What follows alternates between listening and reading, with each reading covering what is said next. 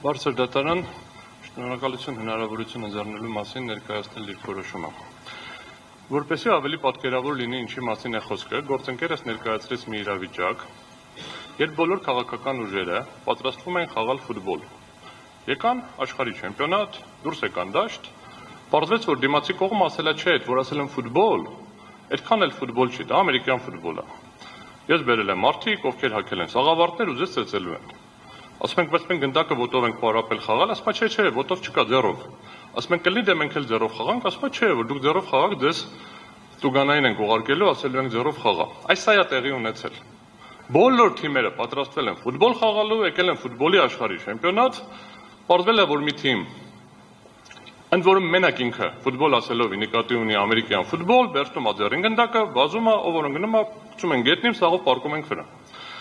Հենց որ նման, ասում ենք լավ, կլինի մենք էլ էլի ուժեղ տղաներ ունենք, իրանք էլ կան ֆուտբոլ խաղան ձեր նման, ասում չէ, դուք չեք կարող խաղալ։ Այս սա է տեղի ունեցել։ Հիմա երկրորդ օրինակը բերեմ։ Մեզ բազմաթիվ անգամ այս լսումների ընթացքում լսեցինք ձևակերպումներ, որ սահմանադրական դատարանը քննել է նման գործեր։ Սա առաջին գործն է։ Հայաստանի Հանրապետության պատմության ընթացքում նման գործ չի եղել։ Միշտ պատմականորեն կարակ բացեք նայեք, խաղարկվել է աշխարհի չեմպիոնի կուբկը, հա, այսպես ասած, գավաթը, միշտ գավաթի խաղարկություն է վիճարկվել այստեղ։ Մենք հիմա ի հավելումն նրան, որ կանոնները ամբողջությամբ խախտված են, վիճարկում ենք փոքր բրոնզ։ Մենք հիմա քննարկում ենք ոչ միայն, որ գավաթը տվեք մեզ, Բարգավաճ Հայաստան կուսակցությունը այս պահին եւ 59,000 քաղաքացիներ ասում են, մենք այս պահին չենք հավակնում աշխարհի գավաթին։ Այն մենք կգանք կհասնենք այդ գավաթին ինչ-որ մի փուլում, մեզ տվեք մեր բրոնզը, փոքր բրոնզը, 4-րդ տեղի համարավեճը։ Հայաստանի պատմության ընթացքում տեղի ունեցած գործերով երբեք չի եղել սահմանադրական դատարանում գործ, որտեղ քննության առարկա է եղել փոքր բրոնզը։ Միշտ նախագահական ընտրություններն են եղել, միշտ եղել են պարլամենտական ընտրությունների մեծամասնական ընտրակարգով ընտրությունների արդյունքները, միայն 21 թվականին վիճարկման առարկա է եղել ընտրությունները, բայց հիմնական քննարկման առարկան չի եղել ձայների հաշվարկի կարգը, այլ եղել է, որ ընտրությունները կեղծվել են ընդհանուր առմամբ։ Հիմա բարձրացված խնդիրը վերաբերվում է ընտրությունների շրջանակներում, ուրեմն հաշվարկի կարգին։ Հիմա այստեղ ինչն է շատ կարևոր, մի քանի հանգամանքի վրա եմ ուզում ուշադրություն հրավիրել։ Ինչի է այս իրավիճակը ստեղծվել, որովհետև պատասխանողը ծայրահեղ անպատասխանատու է վերաբերվել իր աշխատանքային պարտականություններին։ Հայաստանի իմ կողմից, երբ որ ես հասուն եմ եղել եւ հետեւել եմ ընտրությունների ժամանակ, այսպիսի խայտարակ աշխատանք կենտրոնական ընտրական հանձնաժողովը չի կատարել, բացատրեմ ինչի։ Կենտրոնական հանձնաժողովը երկու արձանագրություն է կազմել, մեկը թվագրված է հունիսի 8-ին ժամը 11:48-ով, մյուսը վերաբերվում է հունիսի 14-ին 18:16-ով։ Այս երկու արձանագրությունները ըստ էության իմի են բերում ընտրությունների արդյունքները։ Ձևակերպվել են իբր թե վերահաշվարկի արդյունքում։ Վերահաշվարկի արդյունքում փոփոխությունների քանակը եղել է չնչին։ Իսկ այդ վերահաշվարկ կոչվածը ինչ է եղել, երբ որ ես անձամբ արել եմ այդ վարժությունը, բացել եմ կենտրոնական ընտրական հանձնաժողովի կայքը, քաղաքացիները բոլոր ընտրատեղամասերում կան, փորձել եմ լրացնել, որովհետև առաջին օրը իսկ պարզ էր, որ այդտեղ կեղծված են թվերը։ Այս առաջին արձանագրությունը կեղծիք է։ Ոչ թե վերահաշվարկ ենք արել, թվերը ավելացել է, չէ, արձանագրության մեջ գրված է 100, կենտրոնական ընտրական հանձնաժողովը համարել է 10, գումարել է 10, թիվը արձանագրել։ Ինչի արդյունքում առաջին արձանագրության կեղծիքի պատճառով Բարգավաճ Հայաստան կուսակցությունը առաջին արձանագրության թվերով չի հաղթահարել 4%-ը։ Այնինչ թվերը ճիշտ արձանագրելու դեպքում, թվերը ոչ թե վերահաշվար կամ ինչ, ուղղակի են արձանագրության թվերը գումարելու դեպքում պարզ էր դառնում, որ Բարգավաճ Հայաստան կուսակցությունը 130 գումարած թվի քանակով ավել էր հավաքել 4%-ի շեմից։ Ինչի է դա արվել, հիմա կներկայացնեմ շուտով, որից հետո մենք Բարգավաճ Հայաստան կուսակցությունը տեսնում է, որ թվերի տարբերություն կա, բայց դա չի մենակ։ Քվեարկության մասնակիցների ընդհանուր թիվը երկու արձանագրությունների միջև 1000-ով տարբերվում են։ Ընտրողների ստացված կտրոնների ընդհանուր թիվը երկու արձանագրությունների միջև 3400-ով տարբերվում են։ Չօգտագործված համարակալված կտրոնների ընդհանուր թիվը 1000-ով տարբերվում է։ Չօգտագործված ինքնասոսնձվող դրոշմանիշների ընդհանուր թիվը 1000-ով տարբերվում է։ Եվ ամենատաղանդավորը, ընտրողների ցուցակներում ընդգրկված ընտրողների թիվը 9-ով տարբերվում է։ Լավ, առաջին արձանագրության ժամանակ չգիտեին քանի հոգի ընդգրկված ցուցակներում։ Ընտրություն են կազմակերպում, չգիտեն քանի հոգի է ներառված ցուցակներում։ Սա է ցույց տալիս, սա ինչի է ֆունդամենտալ կարևոր, բարձր դատարան։ Երբ որ մենք իրականացնում ենք գործընթաց, որի սկզբի կանոնները փոխվում են, կանոնները իրականացնում են ոչ իրավաչափ, հաշվարկի մեխանիզմներում չկա վերահսկողական գործիքներ, անհնար է ստուգել ոնց են հաշվել, ոնց են գումարել։ Այս են դասական անեկդոտի օրինակն է, ասում են ինչ ուզում ես արա, կարևոր այն ով է հաշվում։ Այս վիճակում ենք մենք հայտնվել։ Եվ դրանից հետո մենք տեղի ունենում հաջորդ զարգացումները։ Հիմա անունը դնում ենք,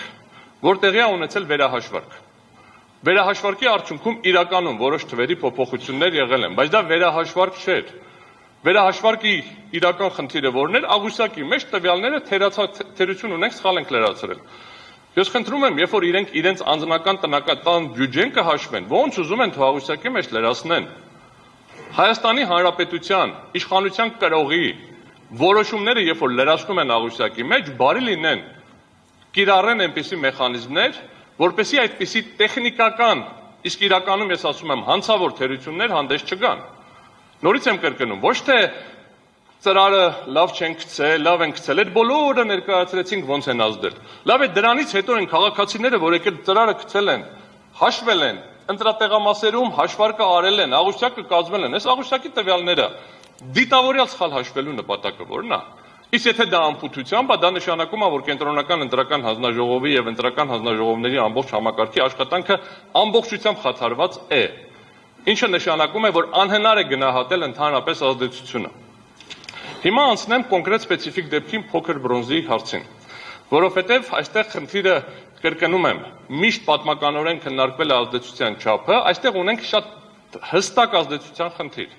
Կենտրոնական ընտրական հանձնաժողովի երկու գործողության արդյունքում առանձին վերցրված եւ օրենսդրական կարգավորումների մեր կարծիքով հակասահմանադրական լինելու հետևանքով կրկին առանձին վերցրված միջնորդությունը կներկայացնեմ, ստացել ենք մի իրավիճակ, որտեղ Բարգավաճ Հայաստան կուսակցությունը չի ստացել 150-ի չափ ձայն, հենց ասենք, 153 ենք ոնց որ հաշվարկել, ձայն, որը բավարար կլիներ հաղթահարելու համար։ Հիմա, երբ որ տեղի է ունեցել վերահաշվարկը, չի կազմվել արձանագրություն։ Երբ որ տեղի է ունեցել վերահաշվարկը, կենտրոնական ընտրական հանձնաժողովը ընդամենը հայտարարել է, որ վերահաշվարկի արդյունքում այս կուսակցությունների ձայները փոփոխվեցին հետևյալ կերպ, այսքան ավելացավ, այսքան պակասեց։ Ներողություն եմ խնդրում։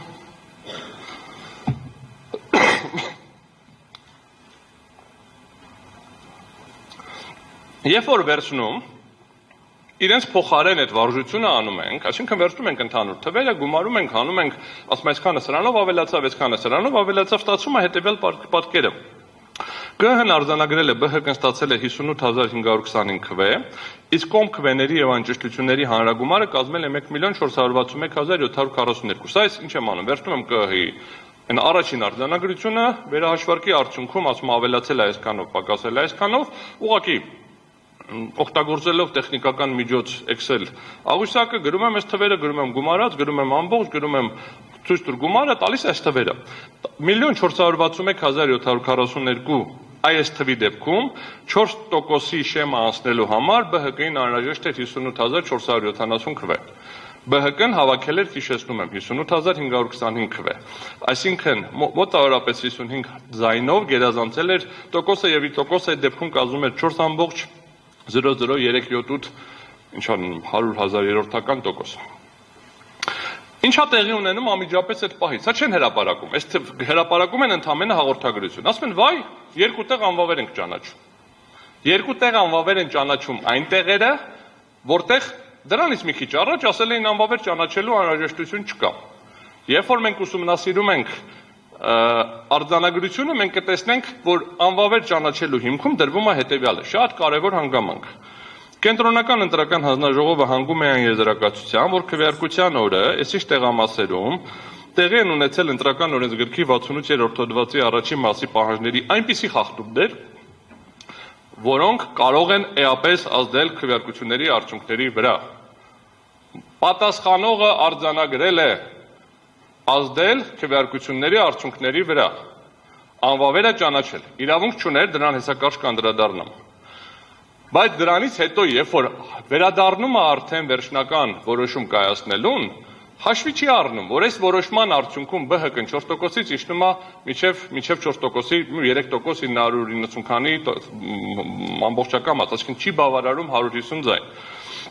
Բարձր դատարան, այստեղ անհրաժեշտ եմ համարում ուշադրություն հրավիրել հետևյալի վրա։ Առաջին արգումենտը, որը մենք ներկայացրել ենք գրավոր, վերաբերվում էր նրան, որ ԿԸՀ-ն իրավասություն չուներ ընդունել 254A եւ 255A որոշումները։ Դրանք բողոքարկվել են դատարան, դատարանը հայցերը մերժել է, բայց ես հիմա կներկայացնեմ հիմնավորումներ, որ 48.1 հոդվածը այն մեկնաբանությամբ, ինչով որ կիրառել են դատարանը, եթե մենք ընդունենք, որ այդ մեկնաբանությունը իրավաչափ է, ապա դա հակասահմանադրական է։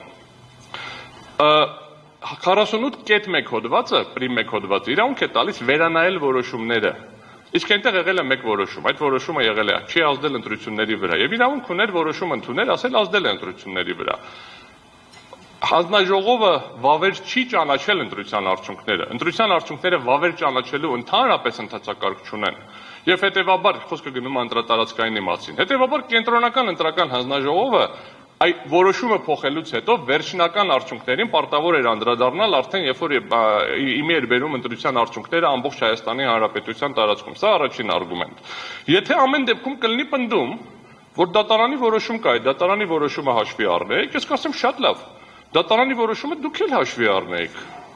Որովհետև դատարանը ուղղակիորեն գրել է կենտրոնական ընտրական հանձնաժողովն ազգային ժողովի ընտրության արդյունքների ամփոփման փուլում ստիպված է լինելու վերջնականը ուժի մեջ համտած բողոքարկման ենթակա չի ստիպված է լինելու իր որոշմամբ արձանագրված խախտումների լույսի ներքո ընդունել որոշում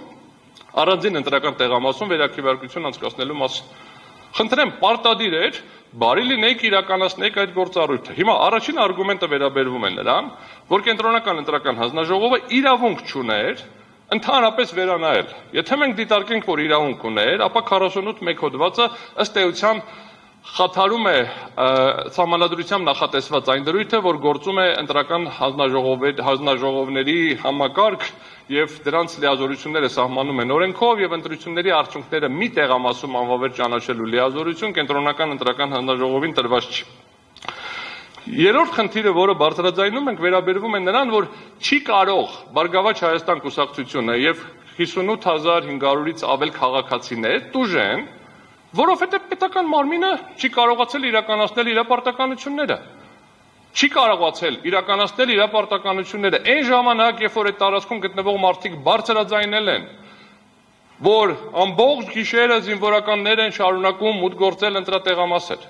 որովհետև պաշտպանության նախարարությունը չի ապահովել, որ զինվորները ժամանակին գան ընտրատեղամաս եւ իրականացնեն իրենց ընտրելու իրավունքը։ Ես չգիտեմ նույնիսկ ինչքան զինվորներ դեռևս չեն կարողացել գան, որովհետև իրենց որոշել են ժամը 9-ին բերել ընտրությունների միգուցե։ Մի խմբին էլ միգուցե որոշել են ժամը 10-ին եւ 11-ին բերել։ Համապատասխանաբար այս ամբողջը հաշվի առնելով գալիս ենք այն եզրահանգման, որ կենտրոնական ընտրական հանձնաժողովը իրավունք չուներ այդ որոշումը կայացնել, անվավեր ճանաչել տեղամասում։ Հիմա բայց շարունակությունը կայացրել է։ Ինչ հետևանք պետք է տեղի ունենա այդ ժամանակ։ Այդ հարցին պատասխանում է 101-րդ հոդվածը։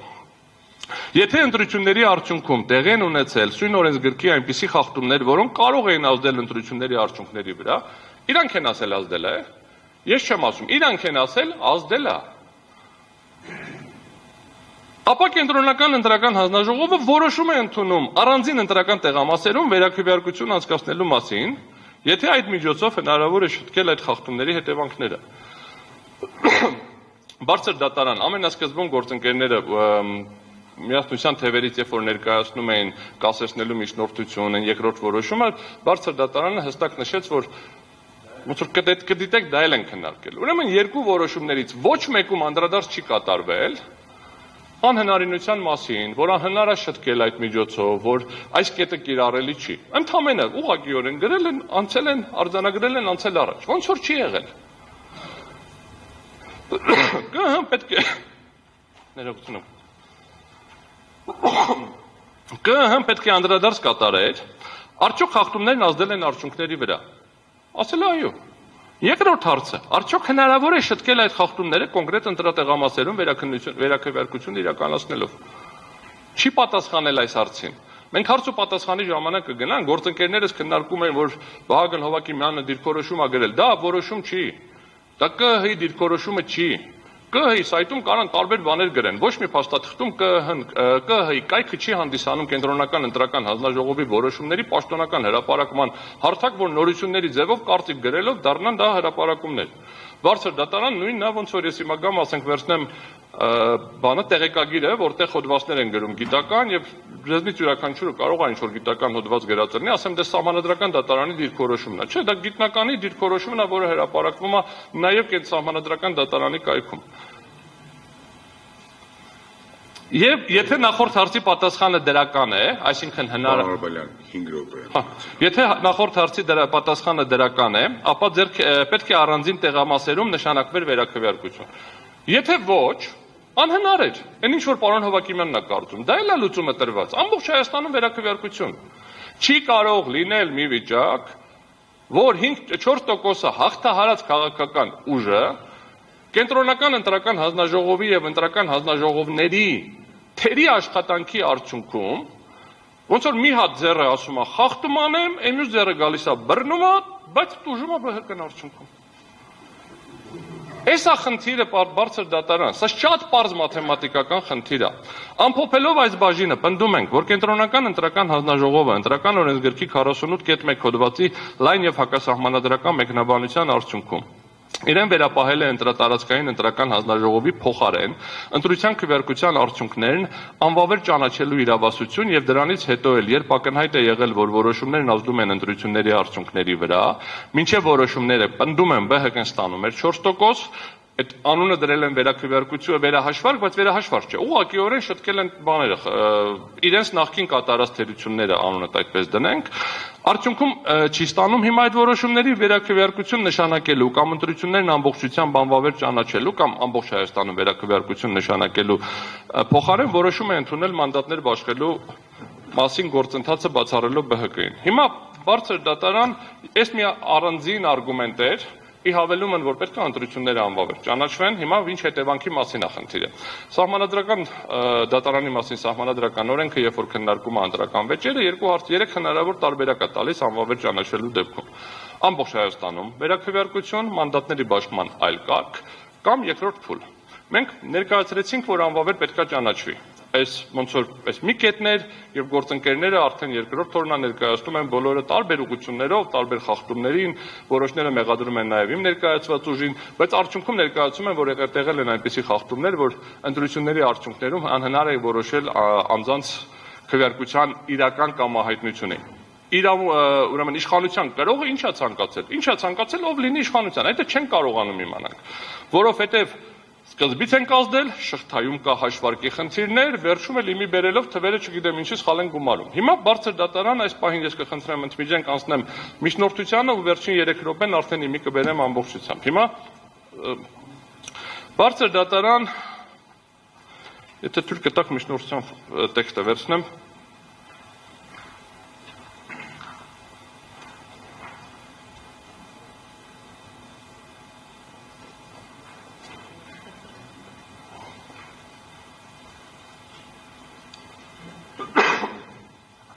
բարձր դատարան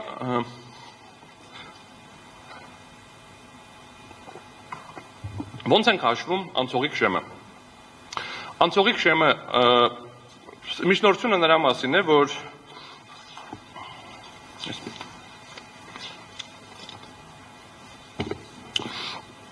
խնդրում ենք, որ նախքան սույն գործով որոշում կայացումը որոշել սույն գործի լուծման համար առանցքային նշանակություն ունեցող ընտրական օրենսգիր սահմանադրական օրենքի 95-րդ հոդվածի 4-րդ մասի անճշտությունների թվի գումարման մասով սահմանադրության 2-րդ հոդվածի 7-րդ հոդվածի 89-րդ հոդվածի 3-րդ մասի առաջին նախադասության համապատասխանությունը։ Շատ հակիրճ երկու բառով ներկայացնեմ, բարձր դատարան հետևյալն է։ Հայաստանի Հանրապետության սահմանադրության համաձայն գործում է համամասնական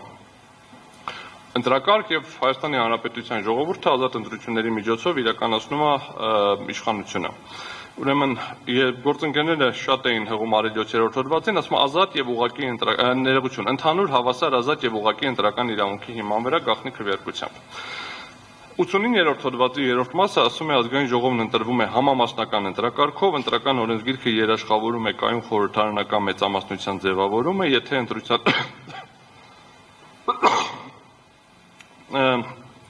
եթե ընտրության արդյունքում կամ ներողություն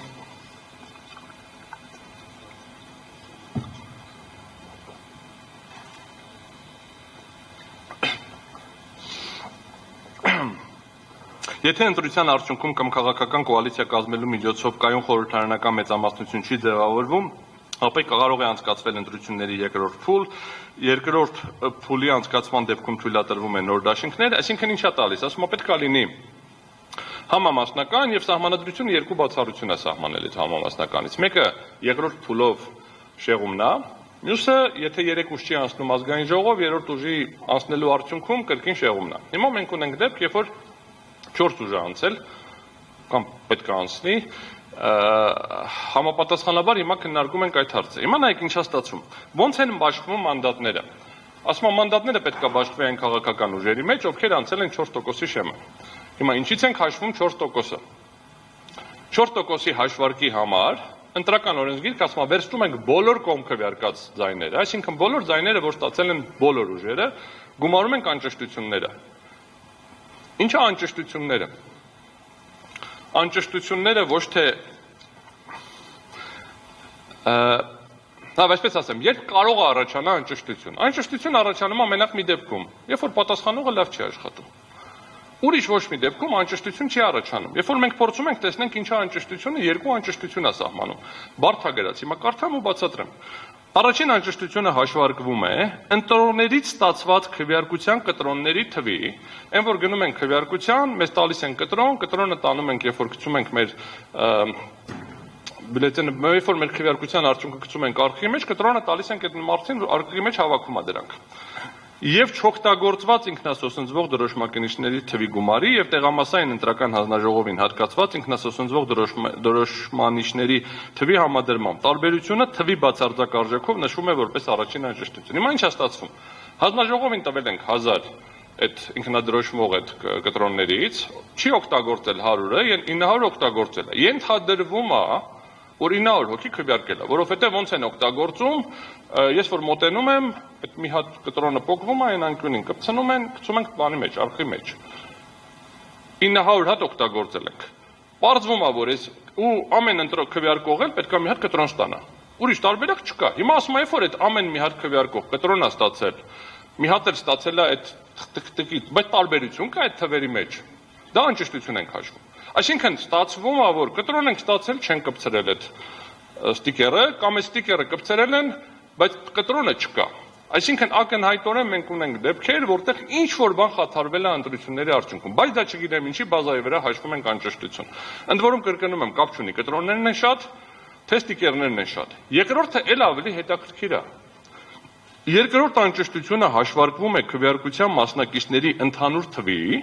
եւ քվեատուփի վավեր եւ անվավեր քվեաթերթիկների թվերի գումարի համադրմամբ։ Մասնակցել է 1000 հոգի մարդ, բայց արկղի մեջ 1200 քվեաթերթիկ կա։ Կամ մասնակցել է 1000 մարդ, բայց արկղի մեջ 800 քվեաթերթիկ կա։ Նորից, այդ ամբողջ process-ը բոլորս տեսել ենք, մտնում ենք, մոտենում ենք առաջին տեղը, մատնահետքը վերցնում են, արձանագրում են որպես բան, ստուգում են տվյալները, տպում են կտրոնը, գնում ենք գրանցում ենք, ստորագրում ենք մեր մեծ մատյանի մեջ, մոտենում ենք արկղի, քվեարկության տեղը, դնում ենք այն ճիշտ մեր ընտրած համապատասխան թերթիկը ծրարի մեջ, փակում ենք, փակելը ոչ թե սոսնձում ենք, փակում ենք ծրարը, մոտենում ենք երրորդ կետին, վրան կպցվում է ստիկերը, մտցնում ենք մեջ, բանի մեջ, արկղի մեջ, այն միշտ տալիս ենք, բարձ գործ է, բարդ բան չկա։ Բայց եկեք ու տեսեք, որ մինչև այսպես կոչված որոշում կայացնելը 1200 անճշտություն կար։ Բայց ոչինչ կար, լավ, հասկացանք, փոքր թերությունա տեղի է ունեցել։ Ինչա ասում հաջորդ օրենքը, ասում է, եթե անվավեր ենք ճանաչում, էթել են գնում, համարում բոլորը անճշտություն է։ Ինչի, որովհետև դե չենք իմանում մարդիկ ինչ են քվեարկելու։ Պարզ տրամաբանություն։ Եթե անճշտությունները դիտավորյալ ի վնաս օպոզիցիայի չեն, այսինքն նենց չեն կարել, որ արհեստականն լինի, նման պնդում ես չեմ անում։ Ապա ստացվում է, որ եթե ստատիստիկորեն նայենք, եթե մնացածի մեջ 4% ունեմ, անճշտությունների մեջ էլ 4% ունեմ։ Որովհետև ցանկացած հակառակ մեկնաբանություն, ուրեմն ինչ ասում հետո, ուրեմն ընտրական տեղամասում անճշտությունների չափը հավասար է առաջին եւ երկրորդ անճշտությունների գումարին, ընտրական տեղամասում քվեարկության արդյունքներն անվավեր ճանաչելու դեպքում այդ տեղամասում քվեարկության մասնակիցների թիվն արձանագրվում է որպես տեղամասում անճշտությունների գումարային չափ։ Ստացվում է հետեւյալը բարձր դատարան, որ եթե ավարտում եմ։ Ես ավարտում եմ։ Ստացվում է հետևյալը, որ եթե մենք ունենում ենք ցանկացած սահմանային դեպք, 4%-ի մոտ դեպք, կենտրոնական ընտրական հանձնաժողովը ինքն է որոշում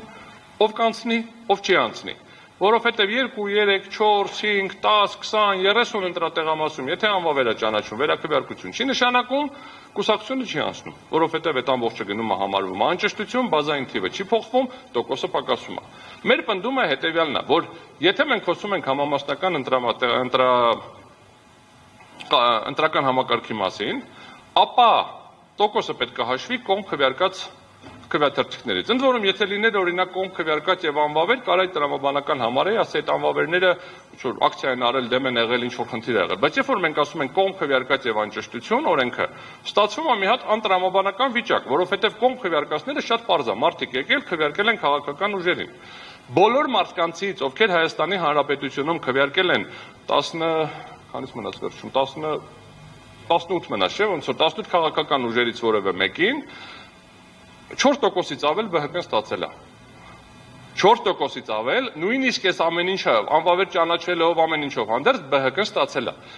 Բոլոր մարդկանցից, ովքեր Հայաստանի Հանրապետությունում։ Հիմա մենք ասում ենք համապատասխանաբար բարձր դատարան, ի հավելումն են առաջին արգումենտին, որին հեսա կավարտեմ 2 րոպեեր մնացել դա կավարտեմ, մենք միջնորդում ենք, որ դատարանը քննարկի Սահմանադրության համապատասխանության այս հարցի, որովհետև սա առաջացնում է երկու ֆունդամենտալ խնդիր։